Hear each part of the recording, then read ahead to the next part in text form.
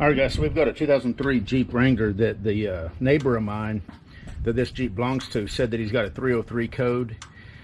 So it's got 250,000 miles on it. He wants to put all spark plugs, and I just finished putting injectors on that side. I'll put a link up in the right corner for the injectors, and we're getting ready to tackle the spark plugs. So, okay, that's already loose. Looks like 13 millimeter. You got 4 bolts here that'll take this coil pack off, and that should give us access to the spark plugs.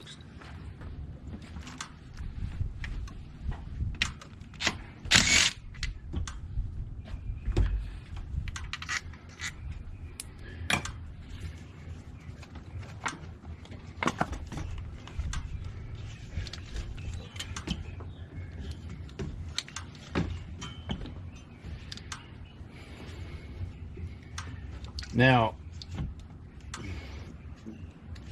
I'm probably just going to leave that connected. I think I can maneuver that and keep it out of my way. What he probably doesn't know is that 303 could also be the coil, you know, this coil pack itself also. But he's already bought the spark plugs, and he bought those injectors. The injectors are in. We're going to go ahead and put these spark plugs in. I'll reset that engine light. It seems to run okay. So I don't think it's just a hard miss that he's having. I think after so many engine cycles, the computer, you know, senses that there's enough of a misfire on cylinder 3 that it flags that code. So if it comes back, then, you know, we might have to check coil pack or maybe a compression test. But at this point, we're going to get these spark plugs out of here.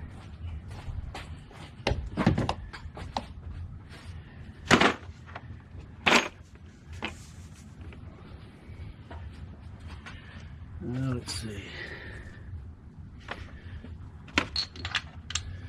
Yep, 5/8 looks like.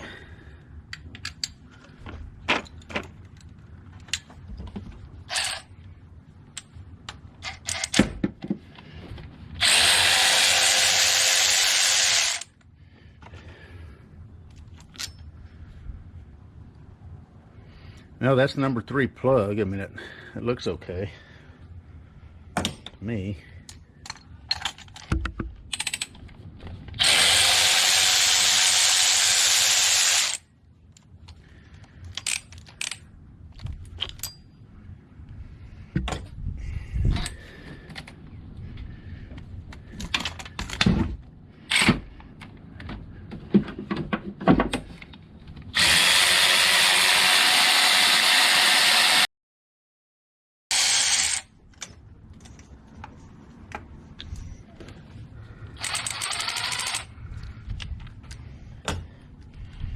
I don't know, if they all look fine to me.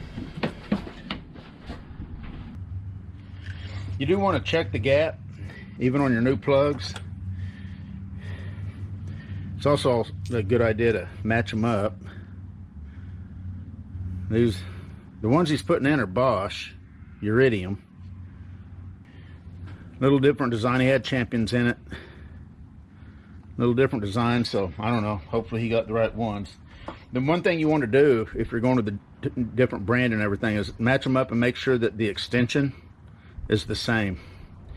You don't want a plug that's sticking too far in to where it'll make contact with a piston. Also a good idea to blow your holes out if they're dirty. The holes on this look pretty clean, so I'm not too concerned with that. Some people like to put anti-seize on their plugs. I personally don't. I've seen it cause more problems than it creates. As long as you tighten them properly, then you shouldn't need anti-seize. Most maintenance manuals don't tell you to put anti-seize on the threads. There might be some that recommends it, but most that I've seen do not.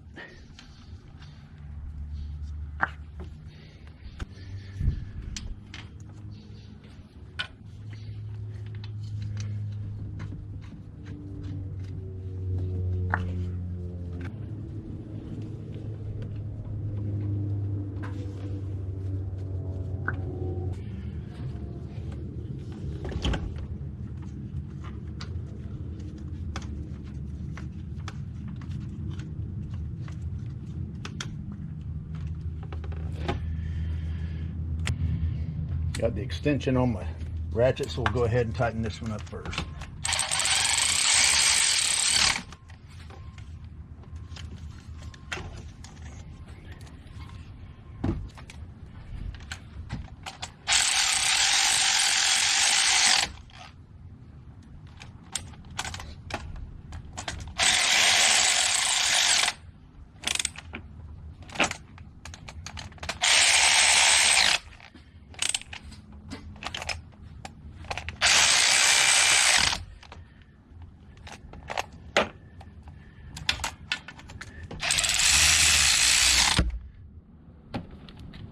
All right,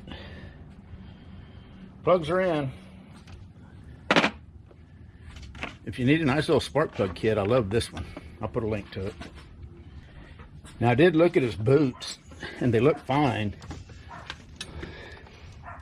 You know, another thing that can cause a misfire is if you saw arcing evidence, you know, on a boot, then obviously that'd be a sign that something isn't quite right.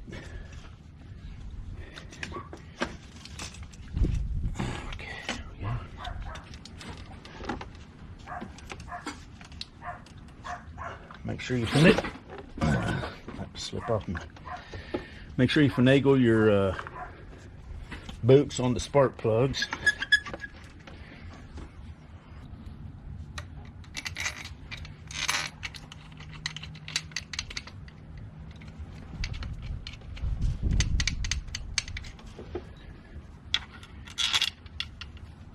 Probably a 10 or 15 minute spark plug change.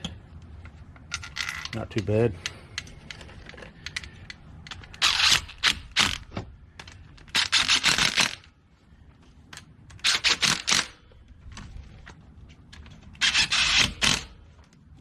All right, we're done. I'm going to put the plenum back on and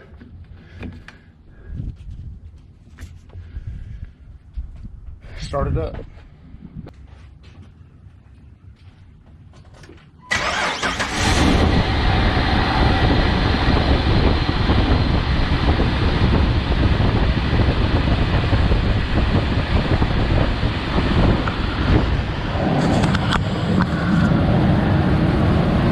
Good.